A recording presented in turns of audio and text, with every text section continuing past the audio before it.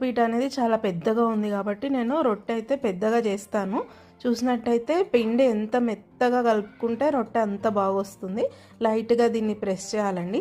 తర్వాత ఇలా లైట్గా చపాతీ కర్రతో రుద్దుతున్నాను.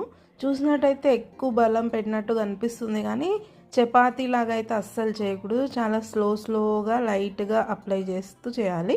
సైడ్స్కి చిన్నగా క్రాక్స్ లాగా వచ్చినట్టు అనిపిస్తుంది కదా, దాన్ని అయితే మనం చక్కగా ఇలా వేళ్ళతో రౌండ్గా అనుకోవాలి.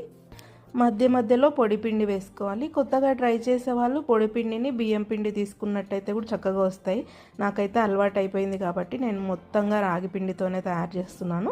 ఎంతైనా కానీ జొన్న పిండి అంత ఫాస్ట్గా అయితే రావు. కొంచెం స్లోగా చిన్నగా అలా ట్రై చేస్తూ చేసుకుంటే హెల్త్కి చాలా మంచిది.